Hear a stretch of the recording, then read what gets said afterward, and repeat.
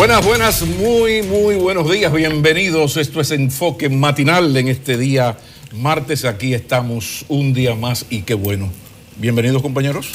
Bienvenidos, yo soy Adis Burgos y estamos ya listos a la carrera en un día en el que el país está atento a lo que va a pasar y nosotros también. Hay muchos hechos que hay que interpretar porque la gente necesita entenderlos mejor. Para eso comenzamos el día con ustedes.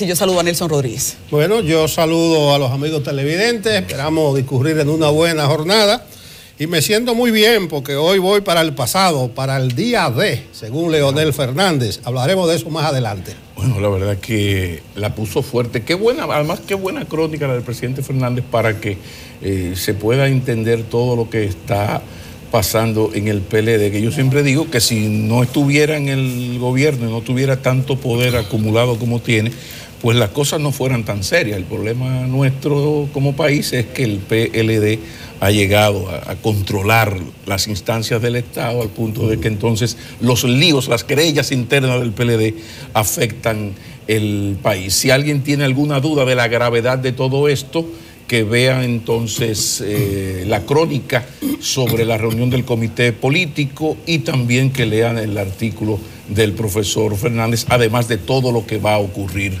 hoy. Pero el susto dentro del partido, que no debería ser una preocupación para el país, por lo mismo que planteas, esto debería ser solo un problema del PLD. Pero ahora mismo el dominio que tiene de todas las instancias públicas provoca que obligatoriamente les tengamos que atender porque lo que ellos hacen va a impactar la administración. Señores, para que ustedes entiendan lo que pasó anoche es que ya lo que quedaba en manos de Leonel ahora está en manos de Danilo. Y eso es un tema que pone al acecho el temor que muchos han mantenido de que hay una reelección en proyecto. ¿Y qué usted cree, profesor? Bueno, primero, el problema no es solo del PLD. Hablando de la ley de partidos, el problema es de todos los partidos. Y si se leen ese artículo de Leonel Fernández en el listín de hoy, su columna Observatorio, se van a dar cuenta que, cosas raras, él ataca frontalmente al Partido Reformista y al PRM. Lo que era cuestión del PLD fue la reunión del comité político de anoche, que coincido contigo, Adis, porque Danilo salió fortalecido. ¿Qué es lo que sucede? El PLD estaba compelido a no andarse con paño tibio con la suspensión de Díaz Rúa y de Félix Bautista.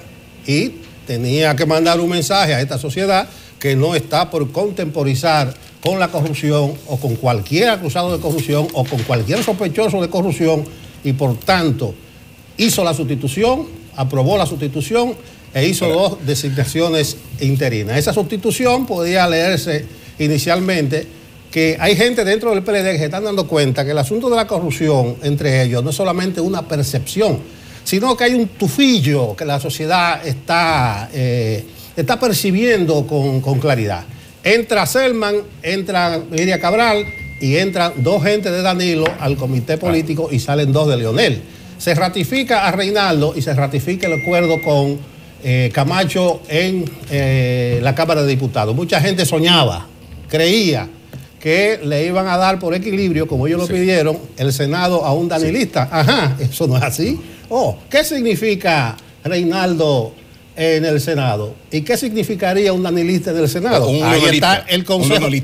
Un leonelista en el Senado y que por equilibrio. Sí. Ahí está el Consejo de la Magistratura. Entonces le van a dar a Leonel un asiento en el Consejo, un factor de negociación, o que haga un equilibrio precario. Entonces Danilo salió fortalecido con creces anoche. Sí. Lo cierto es que, como dice Benedetti, esto es grave, muchísimo más grave, porque es que lo primero es que de repente hay unos cambios. Tú dices, bueno, ¿en base a qué tú suspendes al secretario de organización?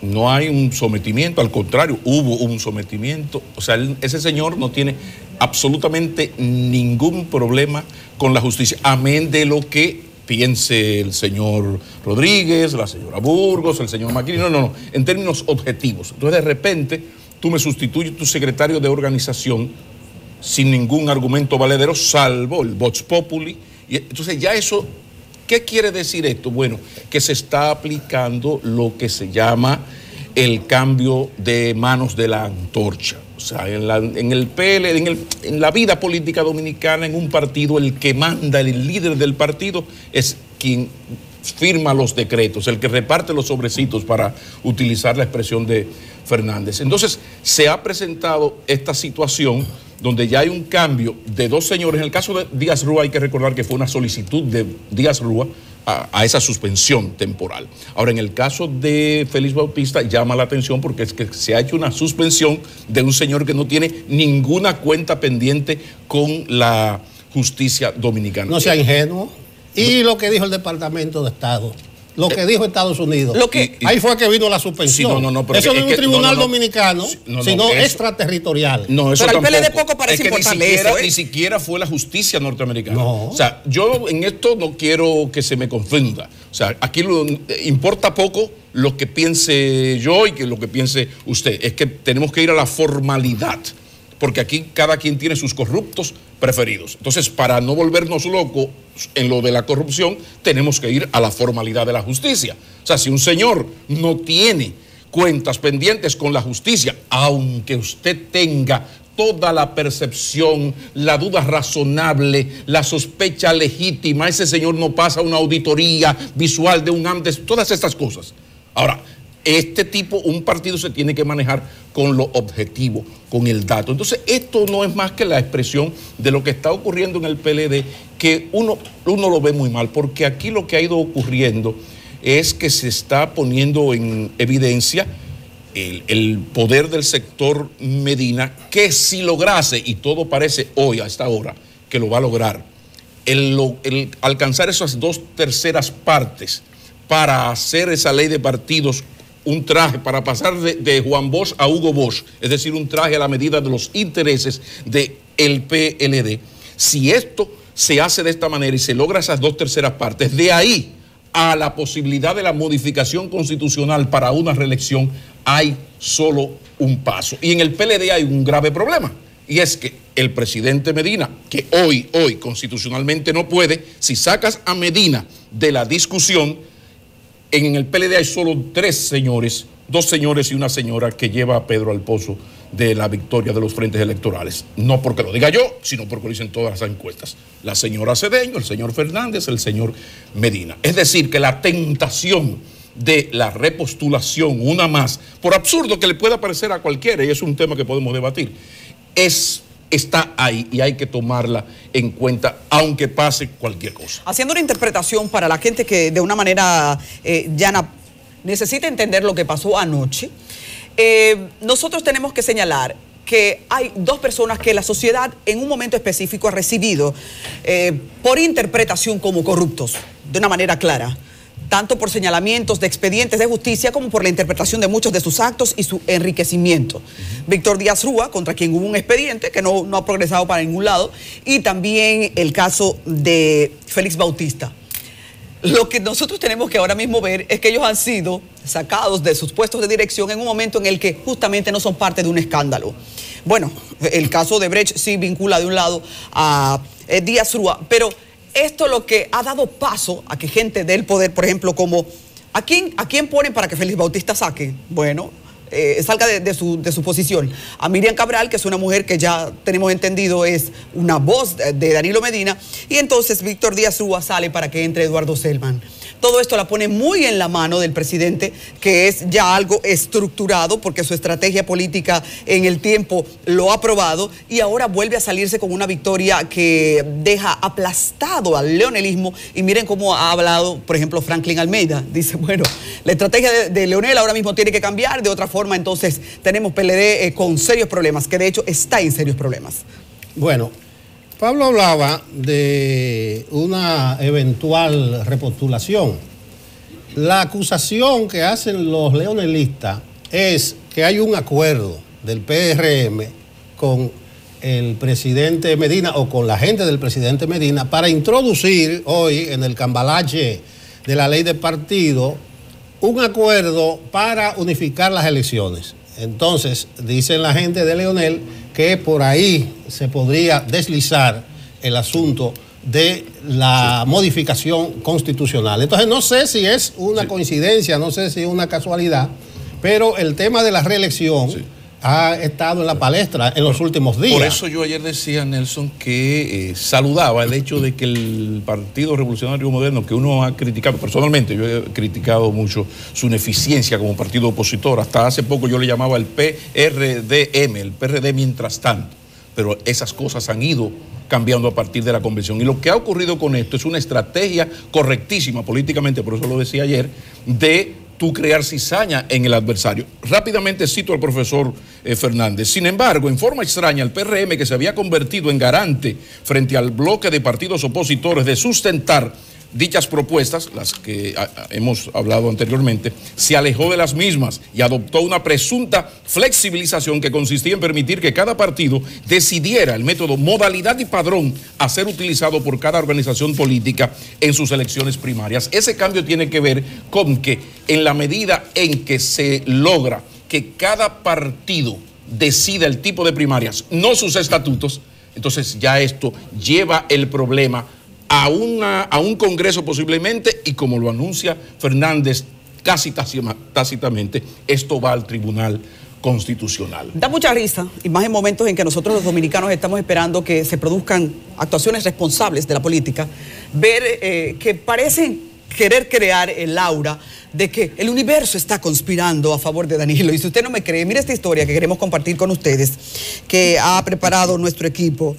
Francisco Medrano dice, de hecho, que se apostaron a las afueras de la Casa Presidencial grupos a favor de Danilo, proclamando esta reelección. Recuerden que hace días estamos discutiendo que hay sectores que pretenden crear el aura de que no es el presidente que quiere, que es que el pueblo le está clamando. Y ese pueblo es un grupo del PLD que responde a esos intereses y que preocupantemente entonces deja ahora todo este panorama que nos pone en una posición como país de que estamos inminentemente ante un partido con todo el poder de poder conseguirlo, con todo el poder de conseguirlo. Vamos a la historia. 32 de los 35 miembros del comité político del PLD rechazaron una carta enviada por 13 senadores en la que solicitaban que se les permita escoger el bufete directivo de ese órgano del Congreso. Se acordó aprobar a que el compañero Reinaldo Pared Pérez se mantenga en la presidencia del Senado por otro año más, y como vicepresidente se acordó presentarle al bloque de senadores al compañero Arístides Victoria Yep, ratificar lo que ha sido el acuerdo que se viene cumpliendo desde el agosto del año 2016. En este caso le corresponderá dirigir la Cámara de Diputados al compañero Radamés Camacho. Miriam Cabral es la nueva secretaria de organización y Eduardo Oselman, el de finanzas, en sustitución de Félix Bautista y Víctor Díaz Rúa.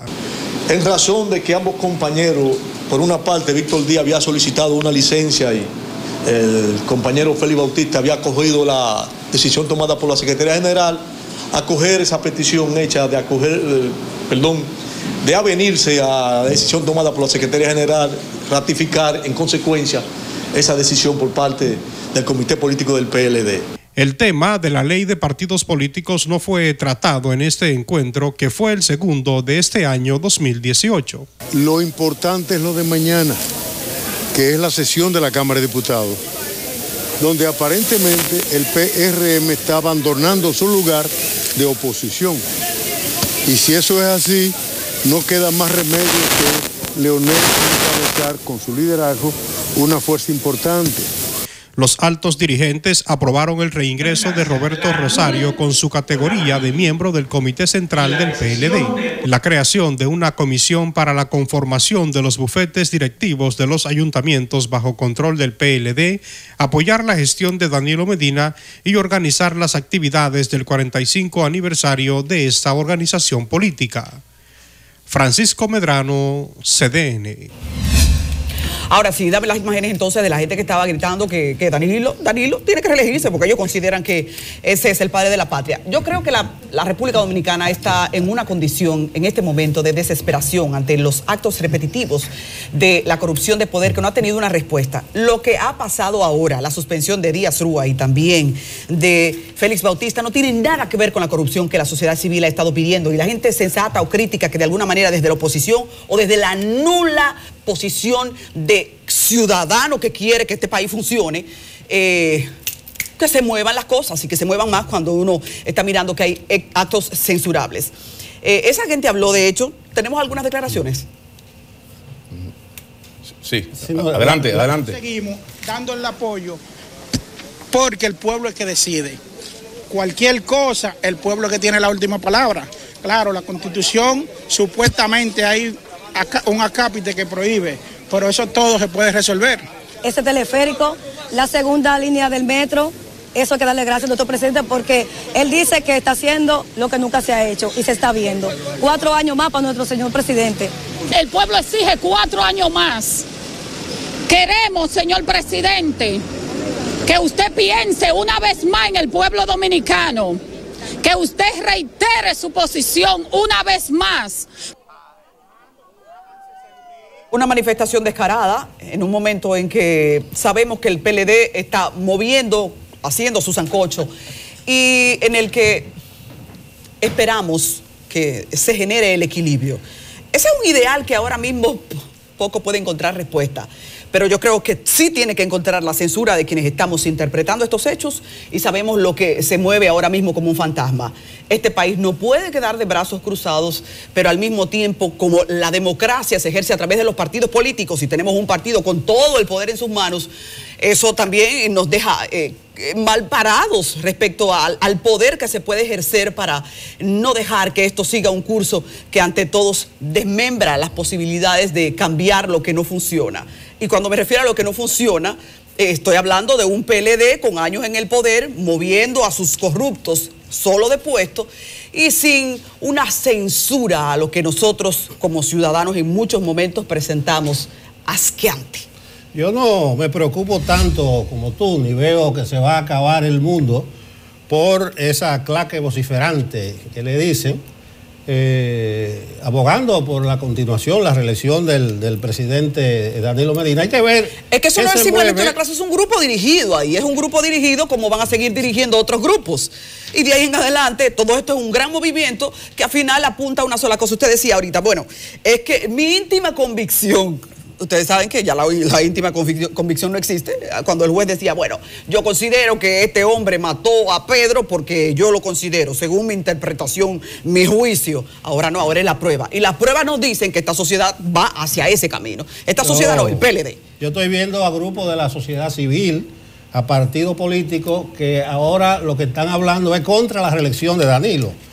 Yo no sé si tú le pegas el basquetbol, al baloncesto, Adis. No, nociones básicas. Bueno, hay una cosa que se llama irse con el amague. O sea, hay un movimiento de engaño para que el otro crea que va para un sitio y coge para el otro. Entonces, bien podría ser eso, un divertimento, una distracción.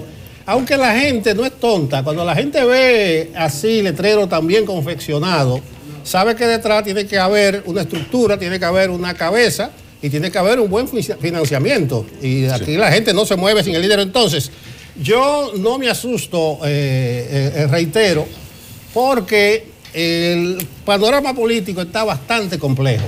El mismo presidente Medina debe ser el primer advertido de que cualquier proyecto para repostularse no pasa con facilidad en esta sociedad. Incluso mi opinión particular es que si Medina deja que lo aúpen y opta por ese camino, estaría cometiendo un grave error por varias razones.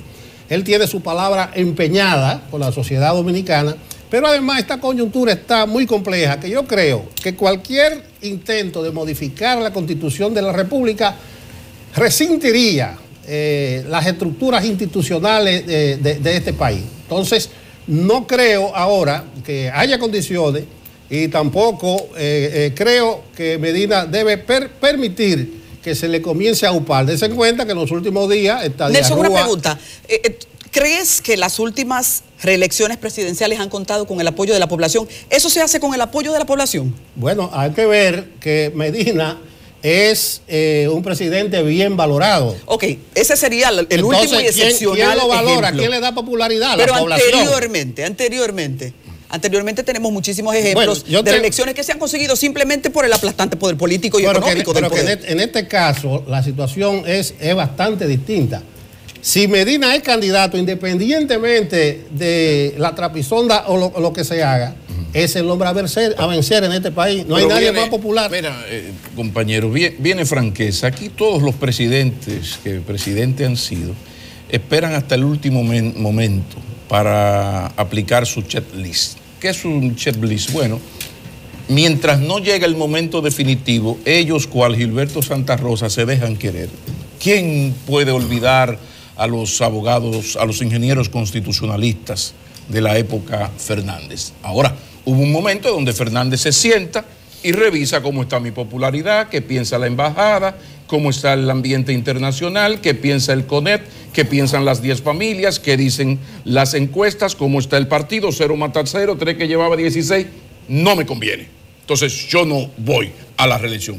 Ese checklist, mientras no llega la hora decisiva, todo presidente se deja querer. Por eso este tipo de cosas que incluso, fíjense qué lamentable es que el argumento principal que utilizan los seguidores de los presidentes cuando hablan de reelección es que lo ha hecho bien.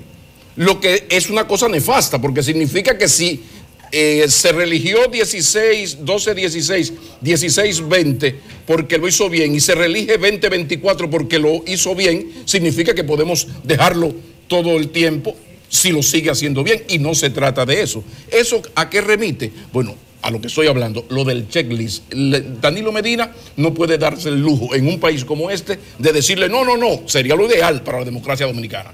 Pero en el tejemaneje político, él no lo va a hacer. Ahora vamos a ver qué va a ocurrir a la hora definitiva. Personalmente creo que ese checklist, embajada, ambiente internacional, nivel de aceptación, ya el presidente Medina tiene una alta popularidad, pero muy bajita con relación a hace 4 años. Mira, Pablo, estamos hablando de 80 a 49, 53, que es muy buena con relación a los demás. Entonces creo que aquí lo importante es ese checklist, pero además quería insistir en lo lamentable de que un partido, el argumento fundamental que tenga para modificar una constitución es que él necesita llevar a lo que considera su mejor candidato. Lamentable. Lo que quiero decirte es que no debemos dejarnos llevar a ese tema de la reelección presidencial. Como tú dices, este no es el momento.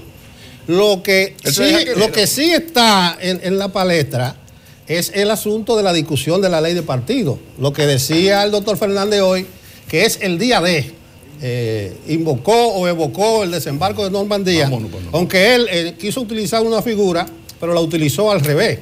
¿Por qué? Porque ese día de lo que significó fue el final de la Segunda Guerra Mundial, a partir, el principio del final, y lo que él está diciendo es que la guerra... El inicio de la Tercera Guerra. El inicio de la Tercera Guerra Mundial comenzará hoy en la Cámara de Diputados.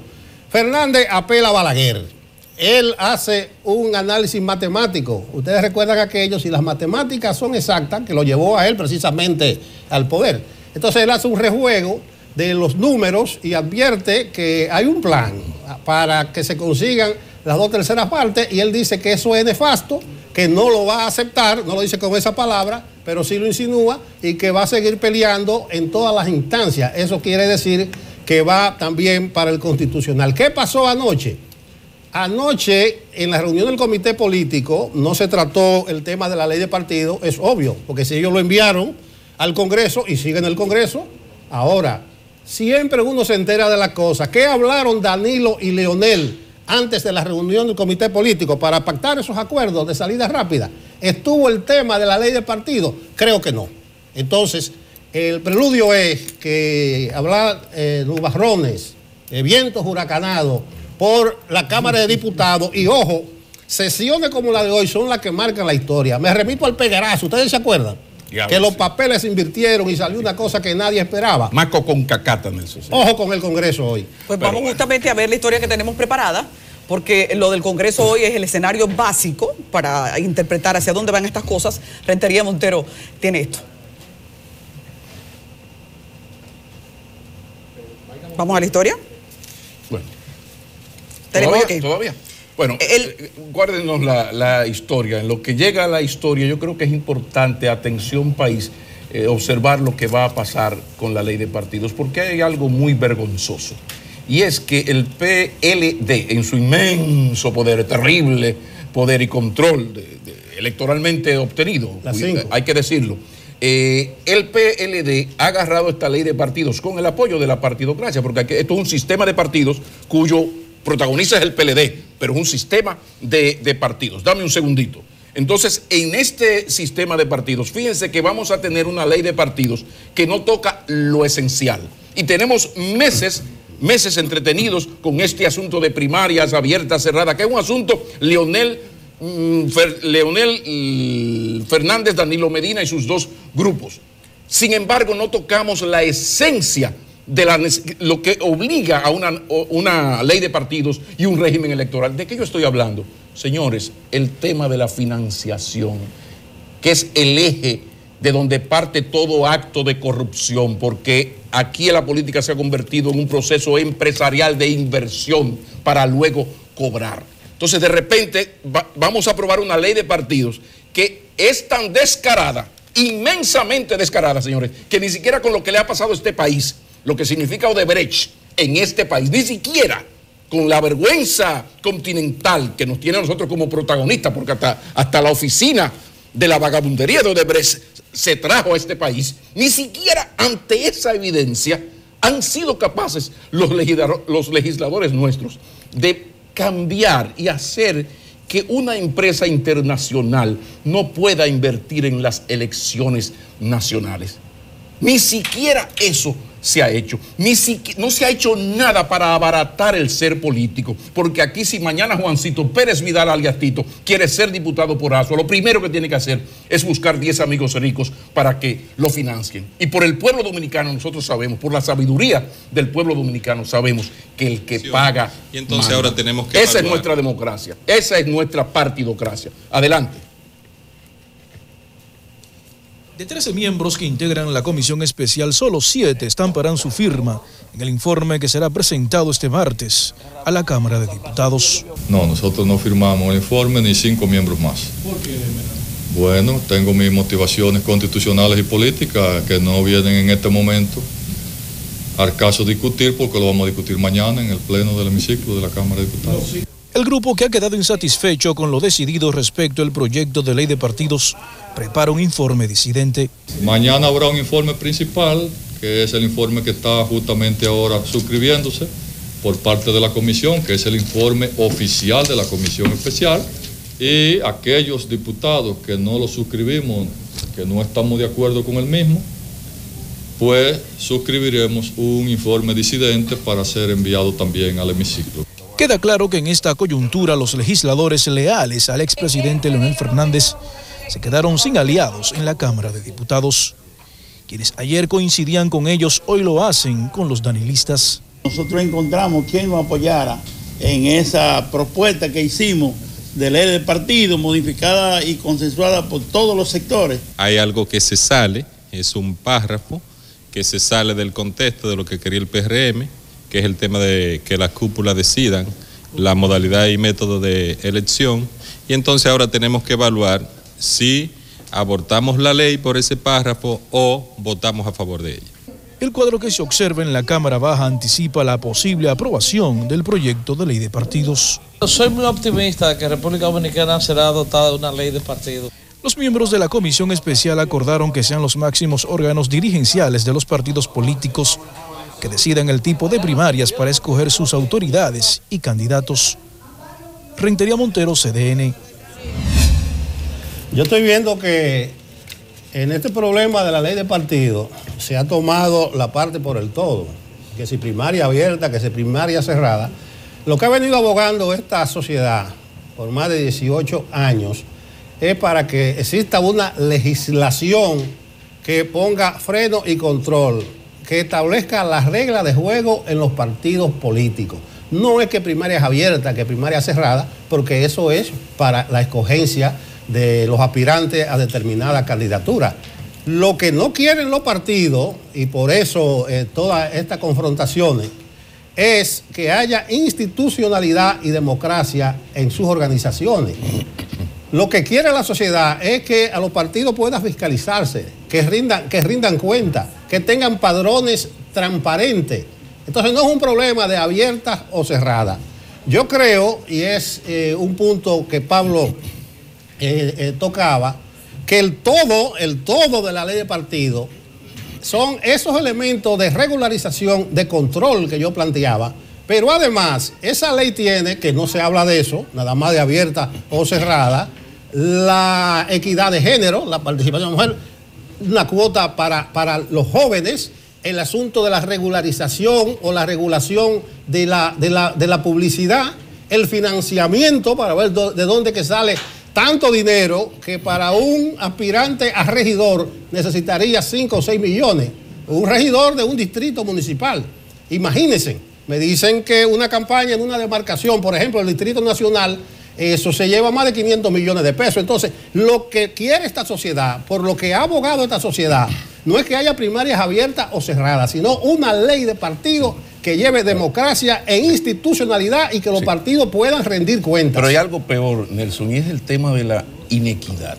Aquí el partido gobernante en un proceso electoral lleva una ventaja terrible. Llámese PLD ahora o PRD en el 2004, por ejemplo. Porque esto, insisto, es bueno en los análisis insistir en el sistema político empresarial de República Dominicana, donde lógicamente quien tiene más saliva come más hojaldres. Pero en esto es como en la honestidad, la gente no es medio seria o medio no, usted es o no es. Entonces fíjense que el punto, si no el más importante, uno de los más importantes, es el asunto de la inequidad, que tiene que ver con la transparencia del financiamiento, la participación del narco, la incitación a la corrupción, una ley sin garra, es decir, ok, si yo no hago lo que me manda la ley, ¿qué me pasa a mí como partido? Nada. Entonces, fíjense, yo tengo dicho hace mucho tiempo, porque este es un país cansón y de cualquier cosa hace 30 años, señores, el día en que aquí el partido gobernante le gane a la oposición, llámese como se llame, le gane a la oposición por menos de 50,000 votos, nos vamos a entrar a tiros todos. Aquí lo que ha salvado la democracia dominicana fue que Danilo Medina le ganó a Hipólito Mejía por 290,000 votos, minutos más, minutos Abinader. menos. No. Danilo Abinader. Y Leonel a Hipólito. No. Fernández le ganó a Hipólito. Eso fue en el 2004. En el 2008 hubo Hipólito perdió por 290,000 votos, que es un porcentaje importante.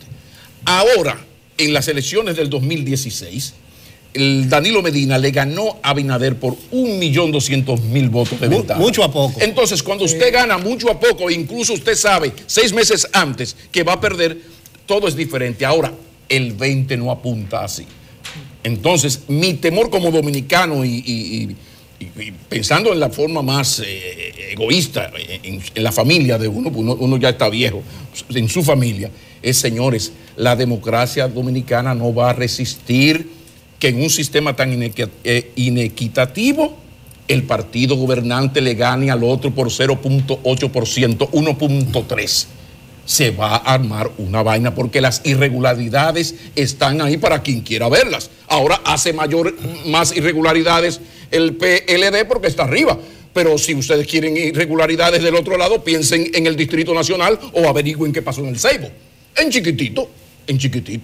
Pero esto es parte de una cultura política perversa que está poniendo en peligro la democracia dominicana en el momento en que no se gane mucho a poco. Y en el 20, pienso yo, quizás me equivoque, no se va a ganar mucho a poco.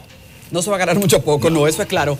Pero hace rato ya, por ejemplo, hace varias semanas estamos lidiando con los que salieron delante en el PLD, intentando crear el aura de que sí, de que ya se está en campaña porque no va el presidente Medina. Yo insisto en que no le creo a esa versión y uno lo dice para estar atentos al escenario que para los próximos meses estaremos viviendo como país. Y recientemente me tocó entrevistar para radio a uno de esos precandidatos. Mi pregunta fue, ¿y cómo usted está consiguiendo financiar su campaña? Porque justamente está queriendo llenar la arena del Cibao, un escenario que uno sabe es muy ambicioso y que eso no se hace con poco dinero. Me dice, estamos rifando. Carlos Amarante representante Baré, estamos rifando 2 vehículos para llenar la arena del Cibao. Digo, pero de verdad, estoy supuesta a creerlo.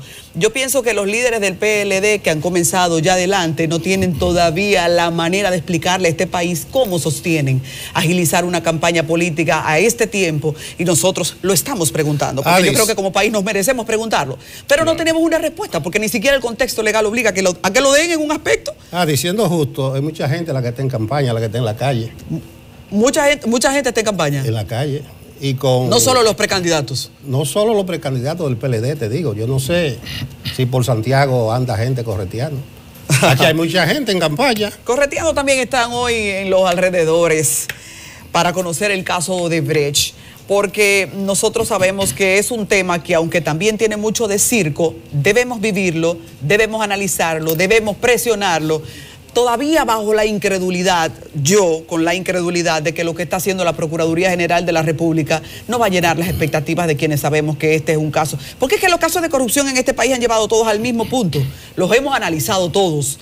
Y tristemente vemos como un proteccionismo disfraza, hace circo, y luego cada uno se va para su casa porque ya satisfacieron lo que entendían era hacer una especie de celebración y caricatura. Dayacén está en los alrededores para justamente dar cobertura del caso de Brecht en la Procuraduría, claro.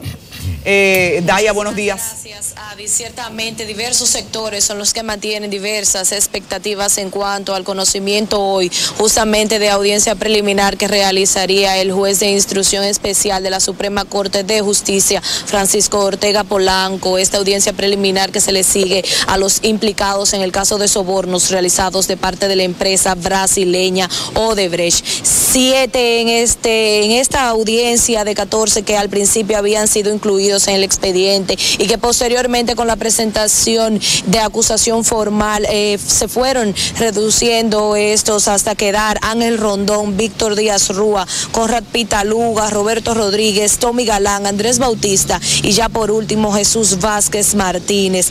Previo también al conocimiento de esta audiencia preliminar, el juez de instrucción especial conocerá y fallará 5 incidentes y excepciones presentados por varios de los implicados en este caso de supuesta corrupción realizado por la empresa brasileña Odebrecht, acusada específicamente de haber repartido entre funcionarios, exfuncionarios y también legisladores de la República Dominicana un monto que se aproximaba ya a los $92 millones y por los cuales la misma empresa accedió a pagar el duplo de dicha cantidad para resarcir al Estado dominicano. La decisión del juez Ortega primero de dar especial ejecución y conocer y fallar estos incidentes y excepciones, la dio a conocer mediante una resolución y conforme a esta misma resolución entregará también todas las pruebas depositadas de manera conjunta con la acusación realizada por el Ministerio Público en fecha 30 de julio del 2018. Esto también tras una acción que fue incoada por Jesús Vázquez a través de sus abogados. También se conocerá la solicitud de ampliación del plazo para depósito escrito complementario de excepciones e incidentes de defensa y pruebas que fueron depositadas el 31 de julio de este año en la Secretaría de la Suprema Corte. De igual forma también conocerá el escrito de incidentes, solicitud de reposición de plazo y suspensión de audiencia preliminar solicitado por Víctor Díaz Rúa, y también en la audiencia de este se verá la excepción de incompetencia. Todos estos fallos se darán hoy previo al conocimiento de esta audiencia preliminar, que recordemos en la ocasión pasada también había sido recesada para el día de hoy, que esperamos sea a las 9 de la mañana en la Sala Augusta de la Suprema Corte de Justicia, cuando ya proceda a conocerse esta audiencia en la cual, tal como decía Ares, ya varios sectores han dispuesto sus opiniones y esperan que se intente hacer justicia en cuanto a este caso de sobornos entregados de parte de la empresa brasileña Odebrecht. En mi alrededor todo se mantiene en calma. El dispositivo de seguridad que antes se había establecido en todos los alrededores de esta Procuraduría General de la República hoy solo se ha dispuesto en la parte que da acceso a la explanada frontal de la misma Procuraduría, intentando hacer un poco más de concentración del personal militar y policial de esta Procuraduría General de la República y también también sede de la Suprema Corte de Justicia. Ese es el panorama que hasta el momento yo les tengo desde la explanada frontal de la Suprema Corte de Justicia. De esta forma yo doy paso con ustedes nueva vez al estudio. Bueno, ya llegamos donde íbamos. No comienza formalmente porque hoy se van a conocer unos incidentes, pero ya el caso Odebrecht está en la curvita de la Paraguay, para aquellos que conocen de la hípica. Leonel Fernández decía que la democracia se juega su futuro hoy en la Cámara de Diputados. Eso no es así, porque lo que va a suceder hoy con la ley del partido es el mismo tejemaneje, las mismas negociaciones de los partidos. Podrá salir una cosa, podrá salir otra, pero al final ellos terminan poniéndose de acuerdo con negociaciones que uno, ciudadano de la calle, no se entera. Donde está en juego la democracia, el futuro de la democracia, es precisamente en caso como Odebrecht. ¿Qué es lo que se está batiendo ahí? Un anhelo de esta sociedad de que de una vez y por todas haya consecuencias, se produzcan sanciones, que de una vez y por todas se le diga a esta sociedad que se inició la vía, el camino que conduce al asentamiento de la vida pública. Yo no sé qué va a ocurrir ahí, yo no voy a descalificar de antemano el expediente, mucho menos voy a prejuzgar y acusar a ninguno de los imputados. Ahora, el deseo de esta sociedad es que el Ministerio Público pueda sustentar bien sus pruebas irrebatibles que van a estar sometidas a contradictoriedad para que al final haya una sanción digna de quien haya metido la mano. Entonces, yo sí creo que en la sala augusta de la Suprema Corte de Justicia, hoy, concomitantemente con la sesión de la Cámara de Diputados, ahí es que se está jugando el futuro del país. Hay que enviar un mensaje a esta sociedad de que se acabó el tiempo del acomodo para aquellos que simpatizan con lo ajeno. El asunto es sumamente grave, porque aquí se está juzgando no a esos señores, se está juzgando a todo un sistema político empresarial en un proceso donde las pruebas y la conducción de alguna manera llegan de fuera, donde hay una observación internacional muy dura, donde comparativamente aquí se tiene la obligación, para decirlo de alguna manera, de hacer algo, porque la gente mira qué ha pasado en Panamá, qué ha pasado en Ecuador, qué ha pasado en Venezuela, o sea, qué ha pasado en Perú. Entonces, la situación es sumamente grave. ¿Cuál es mi temor? Mi temor es, mira, cuando apresaron a los primeros encartados, hicieron aquel show de mal gusto, yo me preocupé mucho. Me preocupé mucho porque yo dije, mira, esta casi violación, esta afrenta, esta actitud abusiva contra estos señores, me dice a mí que posiblemente esa sea la única afrenta que se va a hacer contra ellos, porque entre esos señores hay culpables.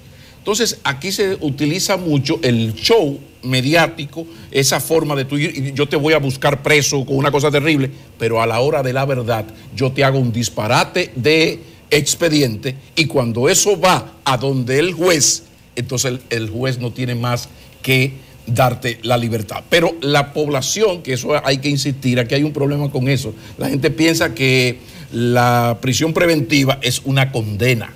Y cuando uno dice, no, es que ese señor debe estar en su casa, pero uno dice, debe estar en su casa para enfrentar un juicio, y si hay que cantarle 40 años, cantárselo.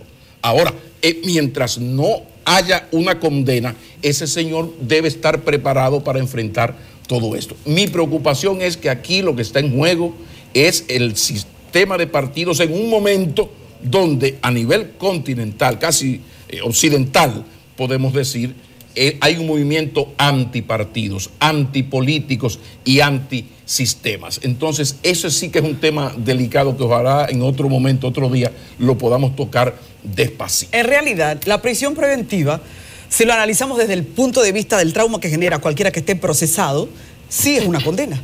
Porque está obligando a esa persona a enajenarse de la libertad que podría tener, y eso es como lo que la gente quiere que en un momento tenga. Mira, tú tienes que comenzar a pagar lo que has estado haciendo. ¿Qué ocurre con esto? Mi interpretación es que independientemente de la presión internacional que hay sobre cualquiera de los países que tiene ahora mismo aristas del caso Odebrecht, si no hay un instrumento fuerte, todo lo demás se va a quedar en debate. Mire, ¿qué es el juicio preliminar? El juicio preliminar es el escenario en el que debe presentar el Ministerio Público, la Procuraduría, sus representantes, los argumentos que tienen respecto a la prueba. Hoy hay incidentes de los abogados, pero el juicio preliminar es simplemente el proceso en el que, ¿cuáles son las pruebas que tú tienes?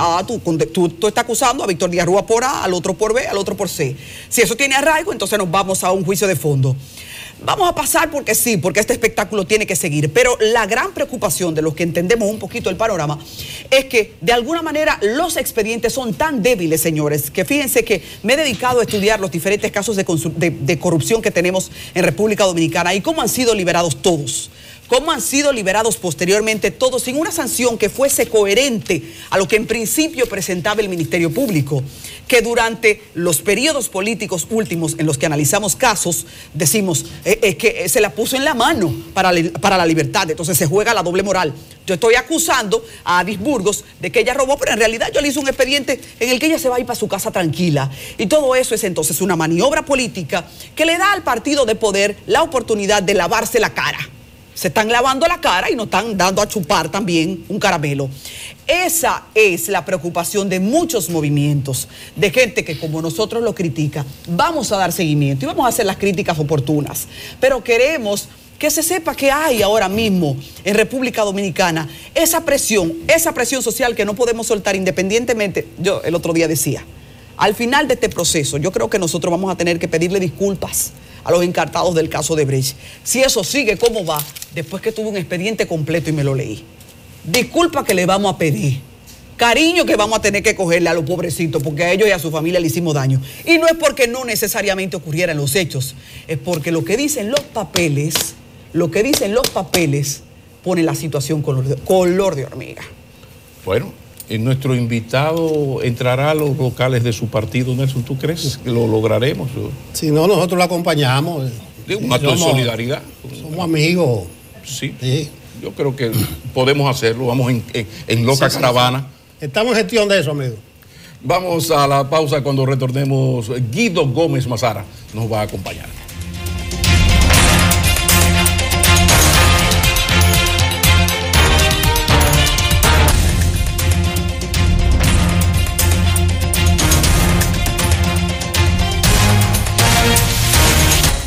Continuamos y damos la bienvenida a Guido Gómez Mazara, alto dirigente del Partido Revolucionario Dominicano, con quien siempre es un inmenso placer periodístico, intelectual, personal poder compartir los temas de la agenda nacional y en especial de su Partido Revolucionario Dominicano. Bienvenido, Guido. Buenos días, niños. Un placer de verlos aquí. El placer. Lo del niño es una gran mentira, Nelson, pero uno se lo agradece, él no sabe cómo. El placer es nuestro, Guido, tenerte a ti por aquí. Yo creo que hay un tema obligado para comenzar. Es una actividad que tú tienes hoy en el local del PRD y tú te has estado quejando de que no te dejan entrar o que te impidieron entrar al partido. ¿Qué es lo que se está moviendo y cuál es la realidad? Mucho gusto. Mire, nosotros hemos recibido beneficio de una sentencia del Tribunal Superior Electoral. Es un hecho insólito. Yo tuve que ir al tribunal para que me permitiera entrar al local del partido, pero bueno, tuve que ir. Y en ese orden el tribunal me facilitó esa condición. Yo organicé una actividad, por 3 semanas envié carta mediante acto de alguacil al partido de un tema fundamental por un hecho. En el PRD existía históricamente una escuela de formación política, ustedes recuerdan perfectamente, claro. La escuela Doña Ibelice, como le decía. Claro. Esa escuela fue cerrada hace 10 años y como me facultaron a interactuar en el partido, yo llamé a 3 intelectuales dominicanos conocidos, que nadie puede impugnar sus credenciales, doctor Mateo, Andrés L., su primer nombre, Diógenes Césped y Rafael Toribio, para un tema que se llama autoritarismo y partidos políticos en la República Dominicana. Es una reflexión sobre el tema del autoritarismo en el país, que es un tema que traspasa las fronteras de un partido. Pienso que está en el ADN del dominicano. Y frente a eso, en el partido se ha impugnado el hecho de que yo use los locales del partido para eso. Yo he dicho, miren, yo tengo ya la paciencia y los años suficientes para canalizar mis cosas a través de las instancias institucionales. Como me llegó esa carta, yo fui al Tribunal Superior Electoral ayer en la tarde, deposité un amparo de extrema urgencia y hoy lo van a conocer. ¿Por qué? Porque yo presumo que no se me puede conculcar un derecho fundamental. En una sociedad donde hay crisis de ideas, que en un partido político se organiza una actividad con esas características, debe ser bien recibida. Ahora, yo lamento que mi partido se resista a eso, pero yo voy al Tribunal Superior Electoral hoy a las 11 de la mañana, la actividad es a las 6 de la tarde y no tengo ninguna duda de que voy a tener ganancia de causa. Pero deja interrumpirte, Guido. El PRD dijo ayer, vi en una rueda de prensa, que tu convocatoria, tu solicitud de permiso fue irregular y que existen reglas, vamos a buscar el término aquí, para el uso de espacios físicos para fines de reunión, y que fue irregular y que tú no cumpliste con el procedimiento. ¿Es así? Mira, si el autor de ese texto tuviese fascinación literaria, que aunque lo habló Neney, lo escribió Mariñez, yo hubiese dicho, mira, esos muchachos, amigos míos los dos, compañeros de partido, en algún tramo de sus vidas leyeron, qué sé yo, a Orwell, o leyeron, sí, 1984, Rebelión en la Granja, porque ellos tienen una concepción de policía del pensamiento sobre la política. Óyete, el artículo 216 de la Constitución de la República, que parcializó los partidos políticos, estableció que ninguna regla interna puede conculcar un derecho constitucional. Pero, óyete, yo no me voy a poner a discutir con ellos ese tipo de temas, de verdad. O sea, yo voy al Tribunal Superior Electoral. ¿Quién ha dicho que para uno, cuando tiene una sentencia del tribunal y un amparo de carácter constitucional, tiene que hacer un procedimiento mediante el cual se solicite? Esa es una concepción muy primitiva de hacer la política. Pero yo no tengo que discutir con ellos ese tipo de cosas. Yo pienso que son los mecanismos institucionales los llamados a decidir sobre eso. Sí, pero hay algo que a uno le llama la atención. Vuelvo a la sabiduría popular. O sea, en política se barre para adentro. Entonces de repente uno ve, y me perdonas, un PRD cada vez más disminuido, que las estadísticas, las encuestas están ahí, y de repente uno siente que hay un rechazo a hacer eso, a barrer hacia adentro, incluso unidad en la diversidad, como dicen los PLDistas, ¿no? Entonces, ¿por qué en el PRD, ante este mal momento en cuanto a intención de voto, a su popularidad, ¿no? El otrora Partido de la Esperanza Nacional, ¿por qué a pesar de esto uno siente que no hay esa intención de lograr unidad en los desacuerdos? Fíjate que aunque la gente piensa en el caso Guido, yo soy parte de una corriente. Estoy hablando de figuras emblemáticas: Tonti Rutinelli, Melania Salvador, Francisco Fernández, Rudy González, Andrés Enrique. O sea, son figuras emblemáticas. Vicepresidente todos. Todos. No soy yo. ¿Cuál es el problema esencial? Olvídate del PRD. La práctica política en la República Dominicana ha servido como un refugio de movilidad social para mucha gente. Y como no hay un debate ideológico, los mecanismos de control de los partidos siempre han sido muy propensos, en los últimos años, en esta fase desideologizante, como le llamo yo, para que la política se confunda con otras prácticas. Y cuando tú vas a la base de la esencia del partido y le quieres modificar esos hábitos, tú estás atentando contra el status quo. Yo presumo que el partido de Peña Gómez tiene que ser un espacio de discusión de ideas. Eso fue lo que nos enseñó Peña Gómez. Lo que pasa es que esto es más grave, porque estamos hablando es que lo que ahora estamos hablando de otra cosa, porque estamos hablando de una actividad que yo como ciudadano la vi muy bien, y que los participantes no pueden ser acusados de que son parte de una intención del sector Guido para hacerle daño, sino que presenta la mejor cara del PRD. O sea, tú tener a un Diógenes Céspedes, óyeme, el mismo Andrés, Rafael Toribio, para no hablar de Rafael Toribio, óyeme, entonces no se entiende. Bueno, es el PRD que me enseñó Peña. Yo te digo una cosa, o sea, el PRD de otra forma yo no lo consigo. Y por eso en un espacio democrático nosotros competimos con ideas. Si alguna persona dentro del partido entiende que los espacios de participación tienen que ser para otra cosa, allá ellos. Ahora, yo percibo que el PRD tiene que ser un espacio de discusión democrática, plural y participativa. Bueno, Pablo no entiende, pero yo creo entender. Que tú eres de Santiago. Ayer el PRD, tu partido, vamos a decirlo así, convocó a convenciones municipales. Hasta hoy, pues uno no sabe. Convenciones municipales para la escogencia de sus direcciones. Uno de los problemas, Guido, es que a ti se te ve como un elemento exógeno, externo, como un incordio, como que nada más mortifica. ¿Vas a participar tú en ese proceso de convenciones municipales? ¿Te la vas a jugar? Mira, pero tú apelas a un tema personal, te repito. no es un tema personal, es que yo soy parte de una corriente de gente que tiene mucho más años que yo en la militancia partidaria. Participará tu corriente. Cuando tú te paras en el sur y dices Melania Salvador, es la figura emblemática del sur. Cuando tú hablas de Tonti Rutinel, entonces son figuras emblemáticas. Ahora, ¿qué pasa? ¿Cuál es la intrahistoria? ¿Tú crees que ellos convocaron ayer para decir que comience el proceso de convención municipal porque quieren? No, es que hay un recurso en el Tribunal Superior Electoral que establece un principio de obligatoriedad. ¿Por qué? Porque las autoridades del partido cesaron el 20 de julio y ellos se quieren adelantar a organizar una convención por abajo. ¿Tú sabes por qué? Porque en la medida que ellos ganan tiempo por abajo, se les genera un ambiente de posibilidad frente a un recurso que tienen en el Tribunal Constitucional.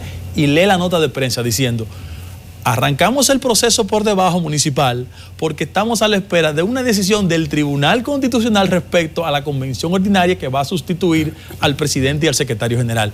Es una interpretación retorcida. ¿Cuál es el objetivo? Y repito, yo pienso que la actividad política requiere de credenciales especiales. Cuando ellos ponen al compañero José Leonel Cabrera, que no es abogado ni conoce de la técnica jurídica.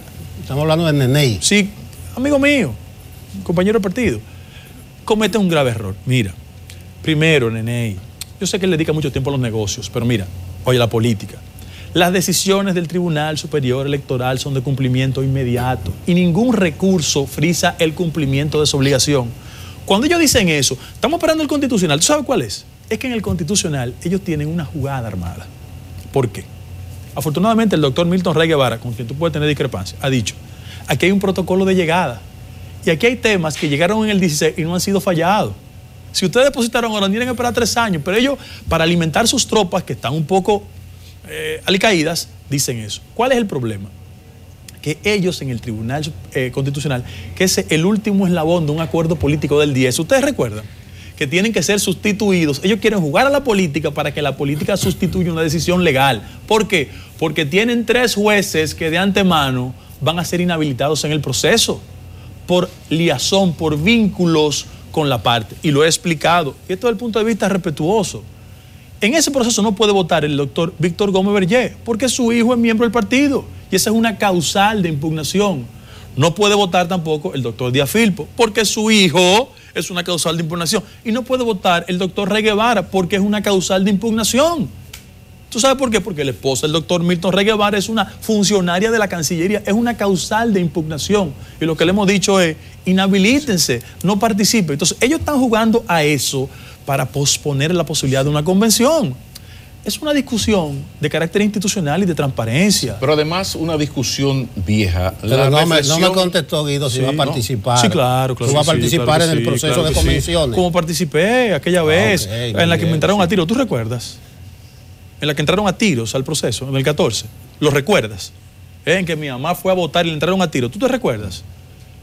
Entonces, por el amor de Dios, yo tengo vocación democrática. Yo quiero, Guido, insistir en algo, ¿no? O sea, uno ve, va pasando el tiempo, van pasando los años y Guido, que es uno de los políticos intelectualmente mejor amueblados y uno que ha entrevistado a medio país, lo puede decir, una persona que tiene muy buenos argumentos para defender su pensamiento, uno ve que van pasando los años y Guido está en un lugar donde hay otro sector que tiene el absoluto control de las estructuras que no lo va a dejar crecer ni hacer política. No. Bueno, te acaban de suspender hasta un acto sin ningún, totalmente positivo. Mira, ¿qué va a hacer? Perdóname, la pregunta es, ¿qué va a hacer Guido Gómez Mazara con su carrera política? Porque tenemos ya varios años esto, Tribunal Superior Electoral, Tribunal Constitucional. ¿Qué vas a hacer tú tienes fascinación por la poesía, alma fuerte, no te sientas vencido ni un vencido, no te presumas esclavo. En la constancia está el triunfo, para irnos a Camaño y dejar la poesía. Vale. Primer lugar. Segundo lugar, es que el trasfondo de mi esfuerzo tiene mucho que ver con la fase de distorsión de la práctica política en la República Dominicana. Y yo voy a echar mi batalla en el PRD, porque ese instrumento de 79 años, yo he dicho y lo reitero hoy, que no puede estar tan cerca de los negocios y tan lejos de la política. Y yo entiendo efectivamente cómo el compañero Miguel Boerga quiere hacer del PRD un refugio para acciones puramente personales. Y él está un poco nervioso en la actual coyuntura. Y yo sé las razones por las que él está nervioso. Entonces, frente a eso, él entiende que cualquier acción democratizadora atenta contra la administración de unas siglas que han sido muy rentables en términos personales para él, pero no para el objetivo del partido. Y yo lo que estoy diciendo es, vamos a una convención. Tú dijiste de la convención. Tú vas a ver el argumento. Miguel quiere primaria abierta, ¿no verdad? Él lo ha dicho. Ellos quieren convención, que abran el padrón. A que no abran el padrón. Porque quieren mantener restringido, controlado todo el proceso, porque quieren administrar el partido, porque esa es la fuente de su negocio. O sea, cuando el compañero, mira cuál es el problema de discusión esencial de nosotros. Cuando el compañero José Leonel Cabrera hablaba ayer, yo decía, pero, caramba, yo tengo una crítica respecto al modelo de conducta partidaria. Porque yo digo que el partido, en la medida que se concentra en colocar frente a la dirección a exponentes del negocio, el partido pierde el rumbo. Porque el sentimiento PRDista existe. Entonces, yo no sé cuando Ney me está hablando, ¿es el dirigente del partido o el contratista de reciclaje de la basura de Santiago? ¿Tú ves cuál es el problema? Entonces, nosotros como partido hemos sido impugnados en segmentos importantes de la población porque la gente entiende, en su mayoría, ahí están las encuestas, que las siglas del partido están orientadas más hacia los negocios y no a la política. ¿No será por eso la lucha tan enconada entre ustedes? Porque tú eres constante en esto de que hacen negocios con el partido, que lo de ellos es el negocio. O sea, ya esto lleva el problema político a un problema personal. O sea, sí, claro, cuando tú... Bueno, es lo que acabas de decir o insinuar. No, es que yo te reitero. Cuando en la sociedad dominicana la política se ha mezclado con los negocios, se ha degradado la práctica política. Expándete más allá del PRD. Pero eso no es exclusivo, Guido, de este momento ni de esos dirigentes del PRD. Eso es una perversión, como tú sabes, de todo el sistema. Pero mi lucha es en el partido porque yo milito en el PRD. Guido. Es que la naturaleza corporativa de la práctica política en la República Dominicana y fuera del país ha dañado la forma de hacer la política. Guido, ¿por qué han surgido los outsiders? Por la incapacidad de los partidos políticos de darle respuesta a la ciudadanía, porque han priorizado el interés y la acumulación. Yo lo escuchaba a ustedes haciendo un comentario sobre Odebrecht. ¿Sabe lo que es Odebrecht? Un estremecimiento en todo el continente de la conexión de la práctica política fundamental con los niveles de corrupción.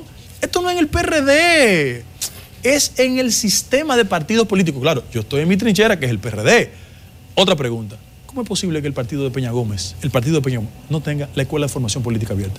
Eso no tiene que ver con asuntos personales.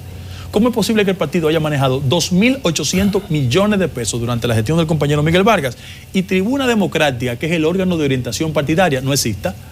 Esto no es personal. Ya no está en el aire. No, tiene 10 años que no está en el aire. Esto es un problema institucional, no es personal. Cuando yo dije ahorita que tú tienes una fijación, tú me corregiste, tú dices que tú no te vas a lo personal. Sí. Entonces creo que le ha dado la vuelta y hace una serie de críticas, tal vez común a todos los partidos, como dice Pablo. No sé cuál dirigente de un partido es un político profesional que vive del ejercicio nada más de la política. Ahora, donde yo trataba de llevarte es a que tal vez la figura de Guido Gómez Mazara, su corriente y los PRDistas que tú dices que lo siguen, ¿por qué no se esfuerzan precisamente por darle cuerpo, exhibir ante este país la personalidad? Tú discurres bien en temas de lo que es la política dominicana, de lo que son sus dirigentes, el fracaso de los partidos, ¿entiendes? ¿Por qué entonces tú no buscas esa personalidad propia en este momento? Porque me da la sensación como que te está consumiendo. Yo creo que la persona que ha pedido más pleito en el Tribunal Superior Electoral en este país eres tú. No, hay otro más. No, mira, Nelson, yo no sé si todavía tu corbata roja reivindica alguna nostalgia de tus viejas militancias, pero quiero decirte una cosa. Que no es la reformista. Que no es la reformista, no. Pero déjame decirte que yo nunca ahí viene. No, yo nunca me he sentido tan satisfecho de los litigios que he sostenido en el Tribunal Superior Electoral. Porque las etapas que he ganado, te las puedo recordar, yo gané el proceso que obliga a una fase de obligatoriedad convencional a Miguel. ¿Tú recuerdas? Pero yo también le gané una suspensión ilegal que me hicieron. Pero yo también le he ganado el derecho a ir a los locales. ¿Tú sabes cuál fue el problema anterior? Que los mecanismos que garantizaron el anterior Tribunal Superior Electoral eran organismos que conectaban la práctica política con distribución de cuotas. Ese es el problema esencial. ¿O se te olvidó, lo digo aquí, que el anterior Tribunal Superior Electoral, dos jueces, uno que es funcionario fuera, es embajador, y otro que era periodista, amigo de ustedes, en el marco de una litigación entre el señor Miguel Vargas y nosotros, fueron capaces de aparecerse a mi casa, hacer ente de mediación, y los saqué y los grabé. Y le dije, ustedes no pueden estar aquí, ustedes son magistrados. Y cuando se presentaron de nuevo en el Tribunal Superior Electoral, vi al Consejo Nacional de la Magistratura, lo impugné. No es personal, son convicciones institucionales. Y si eso me va a agotar mi vida, lo voy a hacer, porque yo no fui a la política a hacer negocio. Yo tengo convicciones claramente definidas. A mí no me han doblado, ni me han comprado. Entonces yo creo que en la lucha política tú tienes que exponer tus ideas. ¿Por qué no tenemos un espacio? Porque no nos dejan. Hemos organizado una actividad en el partido y la impiden. Pero lo acabas de decir, porque no nos dejan. Entonces, ¿qué vas a hacer? Participar. Vamos a continuar viendo al Guido en esta lucha del huevo y la piedra, en un momento donde hay espacio para crecer políticamente, porque la partidocracia está en crisis. Porque hay oportunidad. Ustedes no han pensado en la creación de un movimiento. El pleito es peleando en el partido. Fíjate una cosa, fíjate qué valoración tienen ustedes sobre los procesos de consistencia. Ustedes, que de alguna forma u otra reconocieron a Juan Bosch, salvando la distancia. Qué consistente era Bosch, ¿no? ¿Verdad? En el tema ético, en la defensa de sus valores. Eso era bueno, ¿no? ¿Verdad? Perfecto. Qué consistente era José Francisco Peña Gómez apelando a las masas, a los sectores populares. Eso era bueno. Perfecto. Y cuando Danilo Medina enfrentó a todo el mundo, ¿verdad? Y dijo, me venció el Estado, pero siguió. Ese era un valor bueno. No se fue nunca.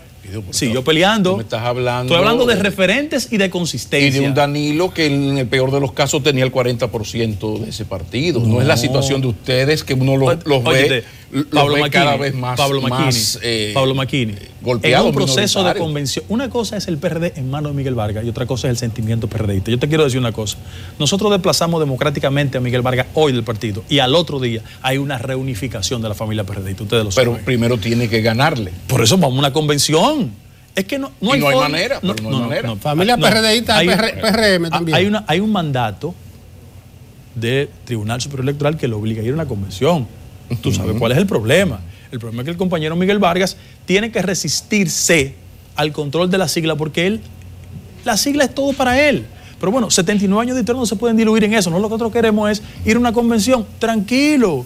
Tú no puedes ser el político más impugnado de la sociedad, como lo es él, de conformidad con las encuestas, el más impugnado, y ser popular en tu partido. Por eso él restringe la participación. ¿Por qué no se somete al escrutinio de la gente? ¿Por qué no se somete? Controla el partido, lo manipula con su intención, a partir de ahí genera una red de actividades non santas, porque Nelson no es personal. Pero ¿en qué país del mundo el presidente de un partido le vende el edificio de aduana al gobierno? Bueno, yo no sé si será posible sacarte de esa esquina. No me vas a sacar. Yo soy una persona consistente en mis argumentos. De la esquina de la fijación que yo tengo y que Pablo reconoce que es un techo a tu carrera política. No, pero yo le agradezco la advertencia con mucho cariño. Pero yo creo que 79 años de historia, que le han costado sacrificio, sudor, lágrimas y esfuerzo a tanta gente, yo no me voy a cansar. No me voy a cansar. Como dijo Leopoldo López, el que se cansa pierde. No me voy a cansar. Te da ganancia mediática, pero políticamente no reditúa. Hermano, yo le acepto su comentario con mucha humildad. Pero voy a reiterarme en un valor. 79 años de historia tiene que estar dedicado a una mejor causa. Sí, ya está de más preguntarte la posibilidad de retorno a un PRM que ya ha dejado de ser mientras tanto y se está fortaleciendo institucionalmente.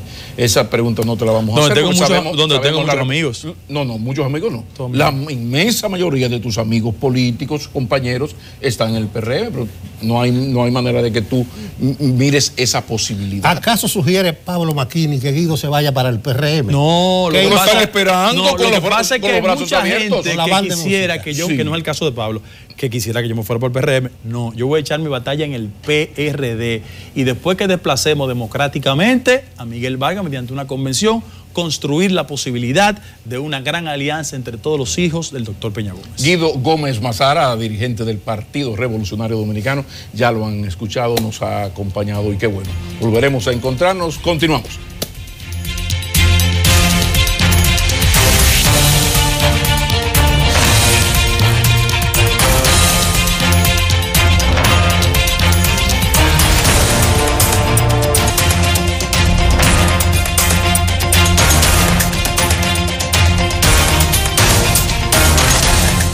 Esta hora hora buena para también preparar el día respecto a la orientación que necesita mucho de nuestro público y en especial las mujeres. Y digo las mujeres porque ahora mismo nosotros como sociedad estamos viviendo una gran violencia psicológica y de género que las convierte en más vulnerables, pero no tengo que tampoco apartar que los hombres deben llevar parte de esta torta.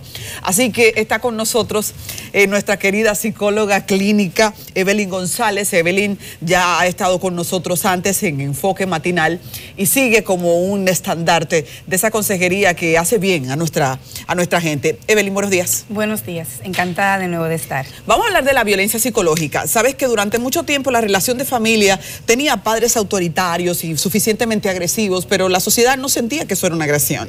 ¿Por qué ahora es tan importante identificar esa agresión? Mira, es importante porque el impacto a corto, largo plazo se va a notar. Yo que trabajo con adultas y adultos, el daño que provoca la violencia psicológica es atroz. Y tenemos que hablar de cómo se manifiesta la violencia psicológica porque la gente no la nota, está invisibilizada. Como no hay golpes, es prácticamente intangible. Exactamente. Entonces, en ciencia, lo que se nota es lo que se ve. El golpe siempre se va a ver, el moratón siempre se va a ver. Ahora, cuando a una mujer, a un niño, a una niña, tú le repites constantemente que no sirve, que tiene cerebro de mosquito, que deberías saber pensar mejor, que a qué tú vas a llegar. Tú ahora estás estudiando psicología, pero tú ni a secretaria puedes llegar. Entonces estamos hablando de un quebrantamiento de sus posibilidades de tener una autoestima sana. Entonces eso empieza desde la niñez y la adolescencia. Ahora, ¿qué yo quiero aportar? Que estamos hablando de la violencia psicológica encuadrada en los temas de relaciones de pareja. Hay que decir que la gente siempre habla, pero ¿por qué no se habla de la violencia psicológica hacia los hombres?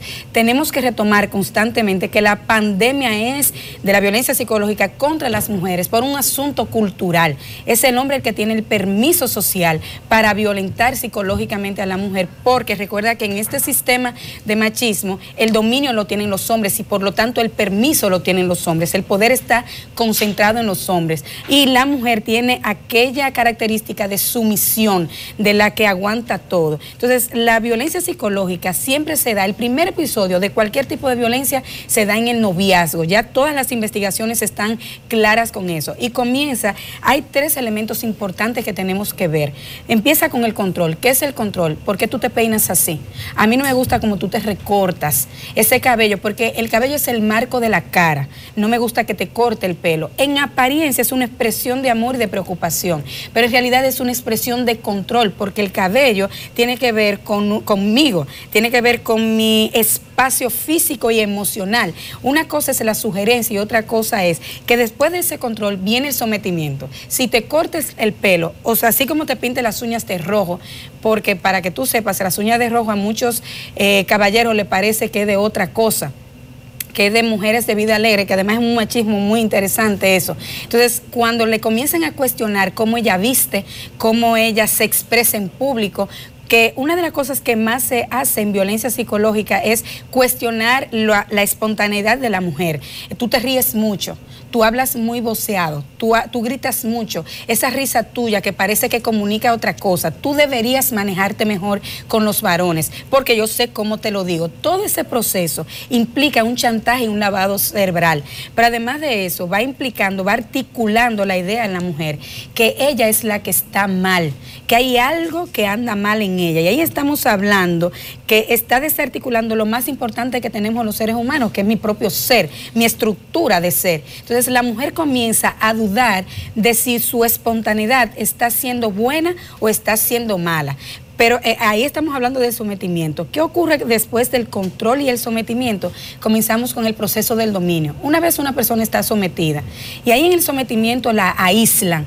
Hay mujeres aquí que viven muy lejos de su familia, muy lejos de sus amigas, porque a estos agresores no le interesa que ella tenga contacto con las amigas o con los amigos, porque o los amigos están enamorados o las amigas le van a buscar hombres. Entonces la mujer se ve importunada en su capacidad. Ahí estamos hablando de una transgresión a un derecho constitucional y humano, el derecho que tengo a la libertad de relacionarme con quien yo quiera. Entonces es coaccionada en ese sentido. La mujer no lo va viendo, porque lo va viendo como una preocupación genuina.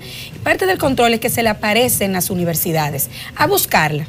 Y yo quiero aclararle a las mujeres, sobre todo, una sorpresa es un día, pero luego que te van a buscar todos los días en el trabajo sin avisarte, deja de ser sorpresa, se convierte en control. Y además la mujer comienza a sentir que no puede saludar a un compañero de clase. Otra de las formas de violencia psicológica, además a través del dominio, es que la mujer, como están muy de moda los selfies o las fotografías, sale una persona detrás y le dice, ¿quién es ese? ¿Por qué te mira así? ¿Por qué él te mira así? Ese muchacho seguro está interesado en ti. Todo eso tiene que ver con el sistema de violencia psicológica. La violencia psicológica además tiene que ver con las manipulaciones. Si tú no haces tal cosa, yo te voy a dejar. Doctora, y tengo una pregunta, porque como ese cuadro, como lo tenemos ahora ya tan claro, es prácticamente una violencia psicológica avanzada. Sí. Pero eso va comenzando poco a poco. ¿Qué puede una mujer que identifica que su relación se está volviendo así de tóxica hacer para manejar el equilibrio? ¿O es posible ese equilibrio? ¿O simplemente ya cuando tienes un viso de eso deberías cortarlo? ¿Es manejable? Es posible manejarlo al inicio, pero ¿qué ocurre? Recuerda que a las mujeres se nos cría para mantener el equilibrio de las relaciones. Entonces, para que todas las que nos están escuchando, usted no es responsable del equilibrio de la relación. Si se está dando un tema de control, usted tiene que poner el límite y decir, no, para. Porque también la sociedad tiene la idea de que la mujer puede parar constantemente. Es que es una relación de dos y los hombres no sueltan. Los hombres violentos no sueltan tan fácil, porque al inicio ese tipo de control no se ejerce con fuerza física necesariamente, sino que se da sigilosamente y se promueve como un asunto de amor. ¿Has escuchado lo de que el árbol torcido no se endereza? Yo creo que estamos hablando ahora a la familia completa. Podríamos estar hablando a una familia que es ya de adultos, un hombre que indomablemente es un controlador, que no podrás con él y que necesitas cortar una relación, y otras que preventivamente pueden sanarse si papá tiene un modelo correcto. Al hablar de esto, como también tenemos que referirnos a generaciones futuras, ¿cómo podría ser la relación de familia? ¿Cómo el rol de papá también influye respecto a la violencia a la que sus hijos se acostumbran a tolerar? Sí, recuerda que la familia reproduce lo que la cultura ha indicado. Entonces la familia, hoy actualmente se dice que la educación va a ayudar mucho a eliminar, erradicar el tema de la violencia, pero ¿quiénes son los que nos educan? Nos educan hombres y mujeres que ya tienen internalizado el sistema del machismo. Entonces yo educo de acuerdo a lo que la cultura me dice. La idea general sería educar en igualdad de derechos, porque ¿qué ocurre? En ese tema de violencia psicológica se nos educa a las mujeres para que nos interpreten los no como sí. ¿Ves? Cuando una mujer dice que no, el hombre en ese sistema de machismo asume que es un sí y que yo puedo insistir las veces que yo quiera. ¿Qué sería lo interesante? Explicarle a las niñas y a los niños desde muy temprana edad que los no son tan respetables como los sí, y que está bien, tú puedes insistir, pero que si luego tú insististe y como quiera el otro mantuvo el no, tienes que parar. Y punto, y se acabó. Y las mujeres hay que enseñarle que los no de ellas son tan respetables como los no de los hombres. Entonces, para poder prevenir eso, quienes educamos tenemos que estar claros en una posición. Yo siempre le digo a la gente, estos temas tienen que tener una posición clara. Esto no es ambivalente. Yo tengo que tener una posición clara en la educación que voy a dar. La educación que voy a dar es que tu cuerpo, y quien controla tu cuerpo y quien controla tu capacidad de pensar y de sentir, eres tú misma, que no es que no tiene influencia el otro, pero yo soy quien decido qué hago. Pero recuerda que el machismo me enseña a mí, a la mujer, a ti y a mí y a todo el grupo de la mujer, que quien decide por nosotras es el hombre. En los grandes temas de nosotras las mujeres decide el hombre. Entonces la violencia psicológica es mucho más grave por eso, porque pasa desapercibida. Y eso, que no estoy hablando de la violencia perversa, que es ponerla a pasar vergüenza en público, compararla contigo. ¿Sabes si es una mujer? Mira cómo ella se viste. Eso es lo que se llama una mujer profesional. Tú no, porque tú no sirves para nada. Si tú hablaras como fulana, eso sería una mujer. Tú tienes que aprender a comportarte. Y parte de la violencia psicológica que quiero decir, las mujeres contamos mucho nuestras historias en las relaciones de pareja. Muchas veces esas historias son usadas en una discusión de pareja.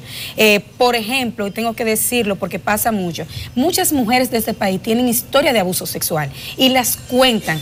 ¿Qué ocurre? Que muchas veces cuando la cuentan en una discusión, en una estructura de violencia, ese agresor la toma en consideración para enrostrársela y es capaz de decirle, para humillarla, y es capaz de decirle, tú sirves tan poco que hasta tu papá, y no lo voy a decir como se lo dicen, hasta tu papá se acostó contigo. Fíjate el impacto que tiene en la estructura del ser de esta mujer.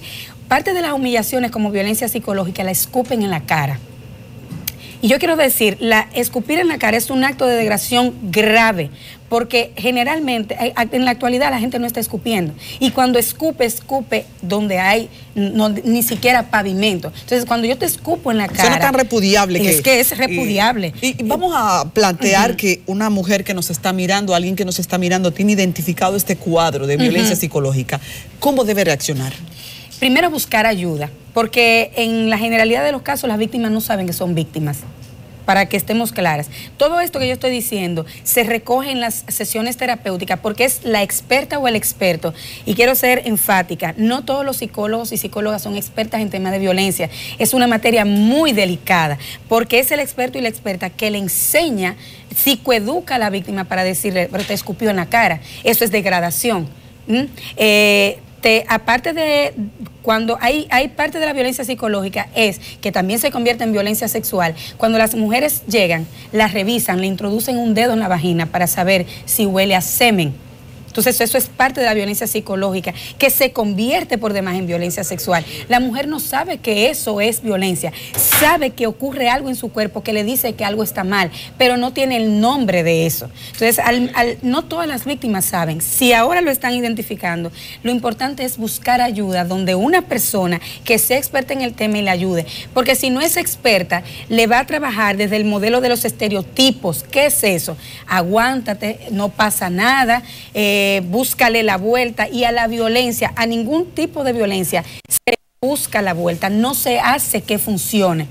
Evelyn, disculpa, vamos a interrumpir la entrevista por un momento para ir con Daya Sena, que se encuentra en este momento en las afueras de la Suprema Corte de Justicia, en donde está creado el escenario para que en breve el caso de Brecht vaya arriba. Sin podernos defender porque no nos entregan la base de todo ese proceso de investigación que, según el procurador, invirtió cientos de miles de horas y una cantidad inmensa de personal.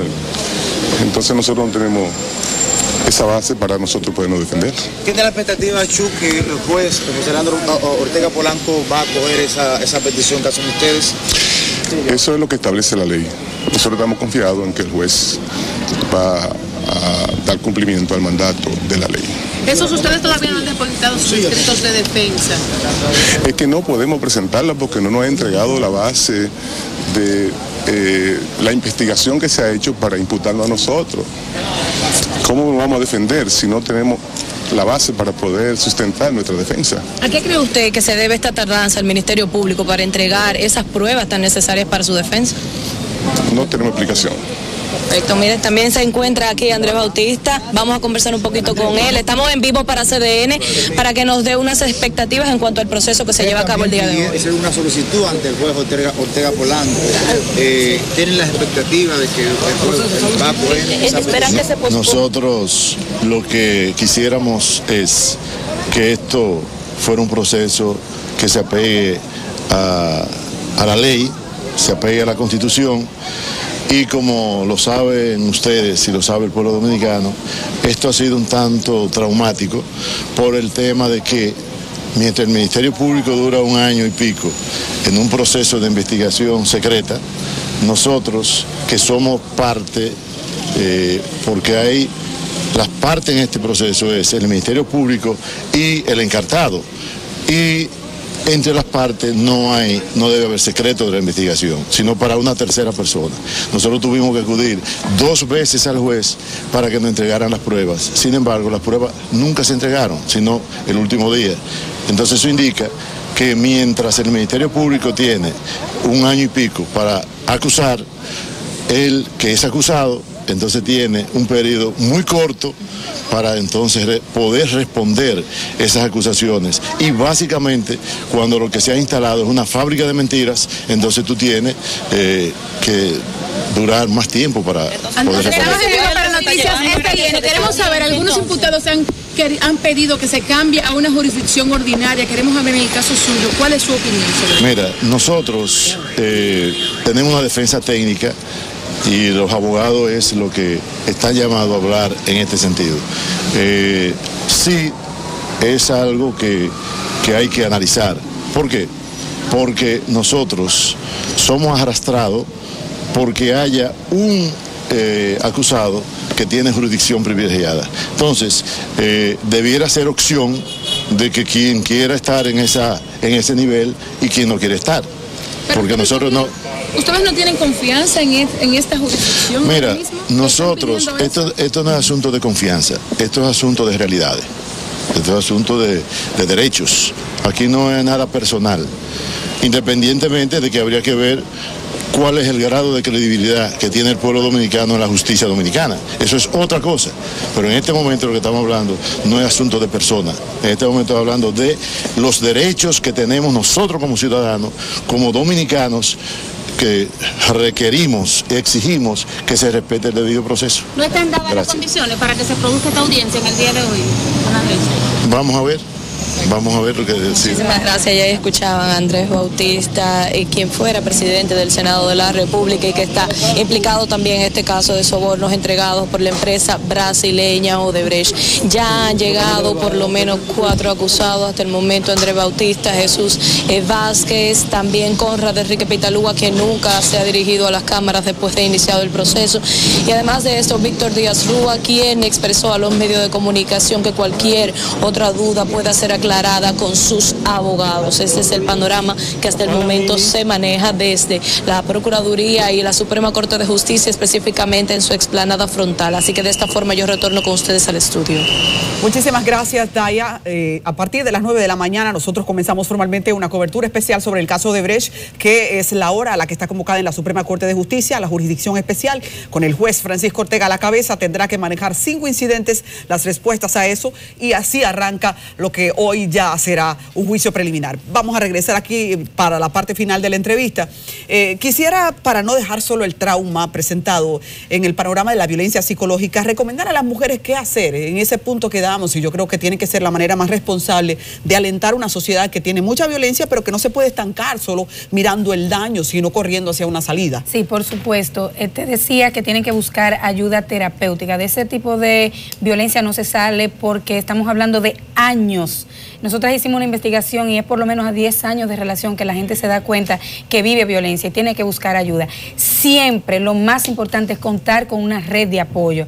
Si usted es amiga de alguien que está viviendo esta situación, aunque usted no la entienda y no entienda su situación, sus tomas de decisión, ampárela. Se ha demostrado que el apoyo real social, no el apoyo que se da de boca, el apoyo real social es lo que va a ayudar a una mujer a salir de un tema de violencia.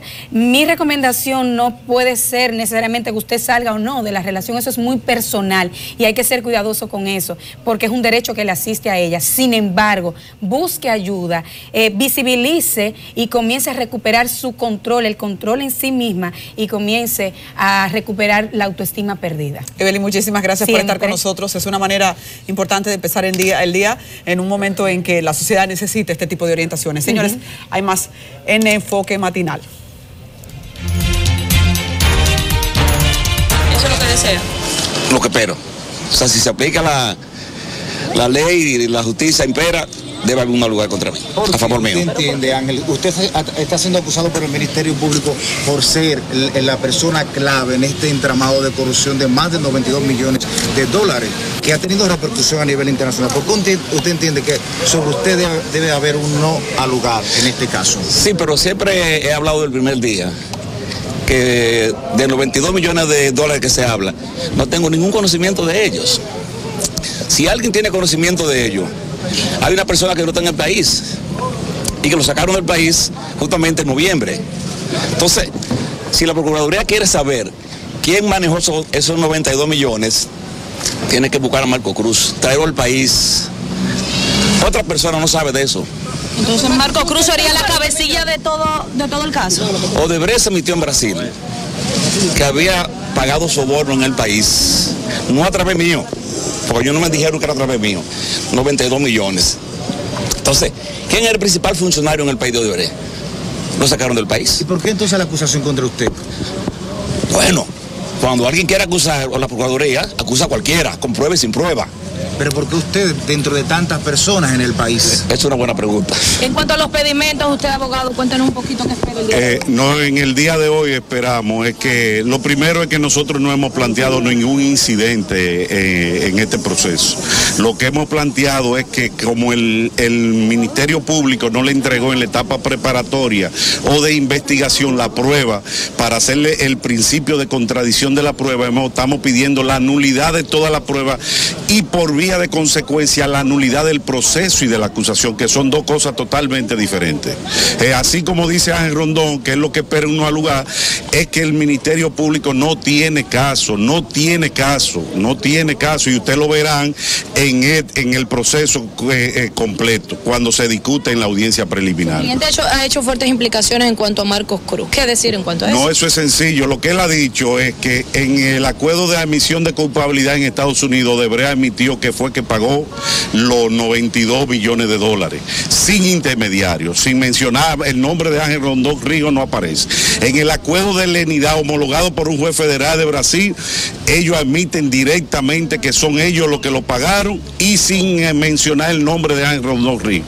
Cuando se firme el criterio de oportunidad con la Procuraduría General, en el artículo 3 del acuerdo, aquí también admiten que fueron ellos directamente y el nombre de Ángel Rondón no aparece. Entonces, eso es lo que él dice, que Odebrecht ha sido coherente diciendo que son ellos los únicos que han pagado el soborno. Pero además, hay una prueba muy sencilla. Si ustedes se buscan el interrogatorio que le hicieron a un ex administrador de EGI, apellido Suero, donde él admitió que un funcionario de Odebrecht le ofreció $80,000, es una prueba fehaciente de que ellos hacían su soborno de la página 68 en la medida de cohesión está esa declaración. ¿Quién es ese funcionario? Maximiliano Suero. Okay. DGI. Vamos, gracias, señores. Muchísimas gracias. Ahí ya escuchaban las declaraciones tanto del abogado como de Ángel Rondón Ríos, quien fuera representante de la empresa brasileña Odebrecht en la República Dominicana y al cual el Ministerio Público implica como el principal acusado de haber repartido los sobornos de alrededor de 92 millones de dólares a empresarios, funcionarios y exfuncionarios de la República Dominicana. Todo esto para lograr la concesión de contratos para la construcción de obras. Continúan llegando hasta esta explanada y hasta la Sala Augusta de la Suprema Corte de Justicia los implicados en el caso de sobornos realizados por la empresa brasileña Odebrecht. Vamos a observar un poquito a mi espalda cómo se encuentra ya todo este ambiente.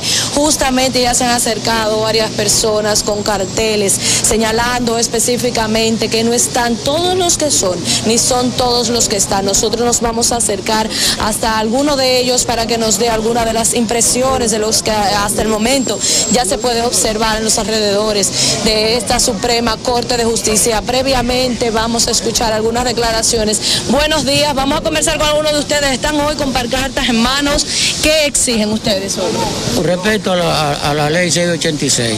¿Qué quieren entonces con esto? ¿No son todos los que están? Sí, no todos los ladrones que hay que llevarlo a que paguen el sudor de todos los obreros que se llevan en la mano. Perfecto, vamos a seguir conversando con otras personas. Venga por aquí con ayuda de mi camarógrafo para ver las declaraciones. Que están, que van a ser juzgados hoy aquí en esta Procuraduría, no son todos los que están. queremos que también salgan los que están detrás de las oficinas que no han sido reportados en esta Procuraduría. ¿De parte de quién ustedes representan? Estamos en vivo para CDN. El pueblo dominicano. Muchísimas gracias. Ya ahí con estas pancartas en manos se manifiestan ya diversas personalidades quienes se han acercado hasta esta explanada de la Procuraduría y Suprema Corte de Justicia a hacer sus exigencias respecto al caso Odebrecht. Esta es toda la información que hasta el momento yo tengo. Vamos a dar paso con nuestro compañero Juan Reyes, quien se encuentra en las proximidades de la Sala Augusta de esta Suprema Corte de Justicia. Adelante, Juan.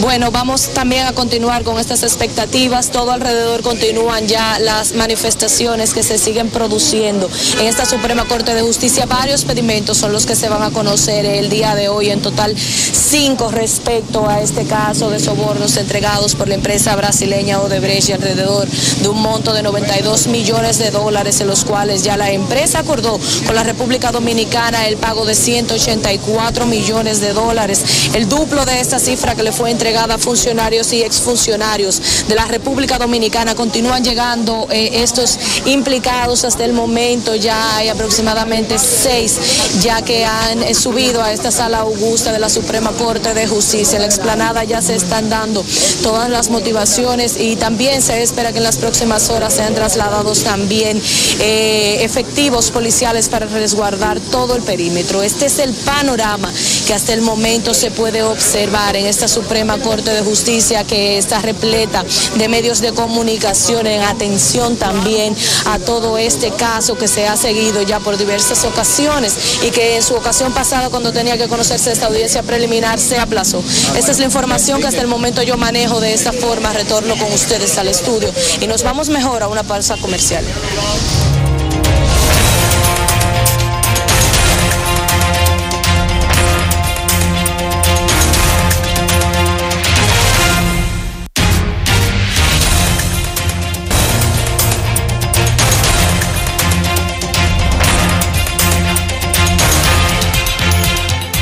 Bueno, como han podido apreciar los amigos televidentes, la pista está comenzando a encenderse por los alrededores de la Suprema Corte de Justicia. En la Sala Augusta comienza hoy parte del caso Odebrecht, no propiamente, se van a conocer incidentes.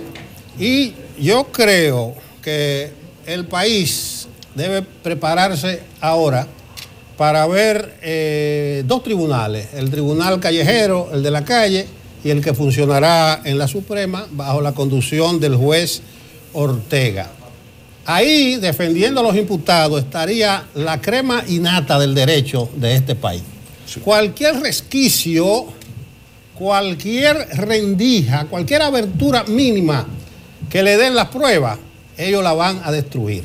Por eso nosotros insistíamos que el futuro de ese expediente va a descansar en la solidez de las pruebas. Creo que la población debe estar bien atenta al desarrollo de este proceso y no llevarse de opiniones secundarias y mucho menos del tribunal de la calle. Precisamente, tú sabes que hay un concepto muy utilizado en estos casos que es la injusticia mediática. Entonces se da mucho el caso de que los juicios se hacen en los medios de comunicación, pero qué bueno que vamos a tener la oportunidad, y CDN es un protagonista en lo que tiene que ver con la cobertura de todo este proceso, de llevar con lujos de detalles todo el proceso, pero in situ, porque en esto, insisto, se da mucho el caso de la injusticia mediática, que vienen las diferentes partes, el acusador, el acusado, dice, no, yo creo que esta es lo que se llama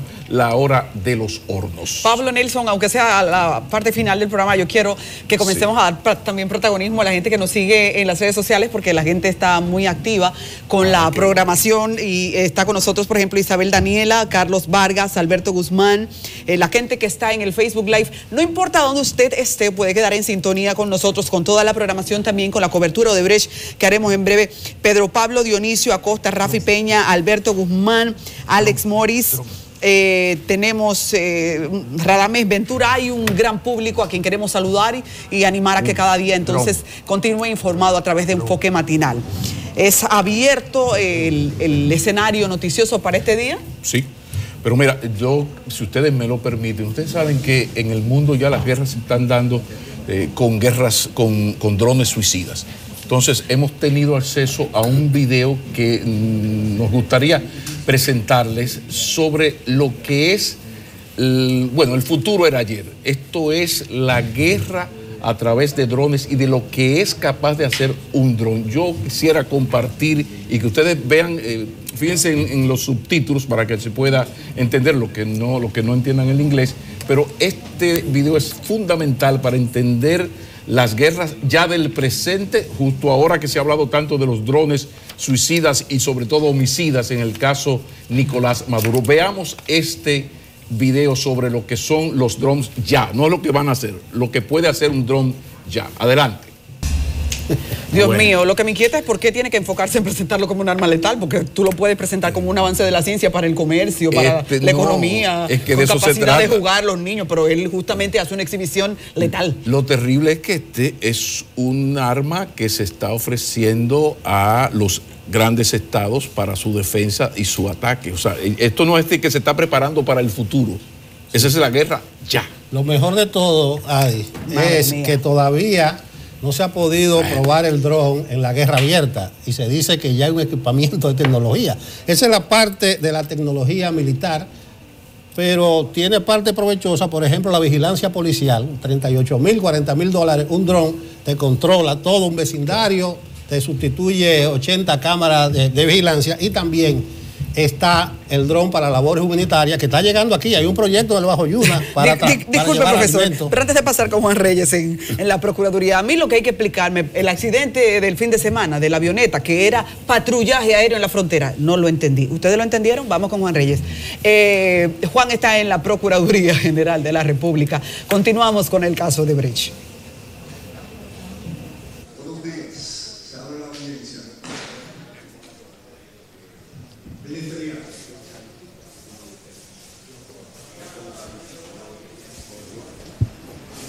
Adelante.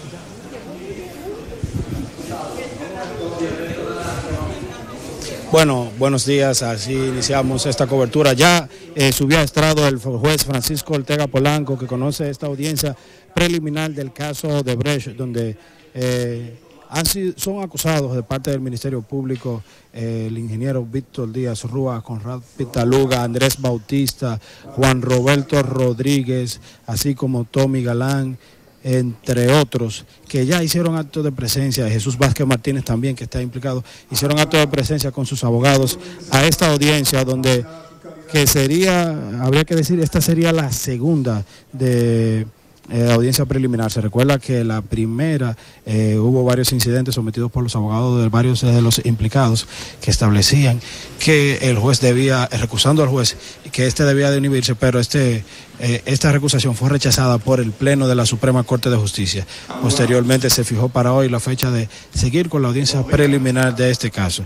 Ahí vemos cómo el juez Francisco Ortega Polanco ya hizo su entrada, está pidiendo que los implicados presenten sus cualidades, así como sus representantes. Hay que destacar que hay dos personas que se identificaron a la entrada como representantes de la Embajada Norteamericana en la República Dominicana, están presenciando desde esta sala augusta de la Suprema Corte de Justicia esta audiencia que se lleva a cabo contra los implicados del caso Odebrecht.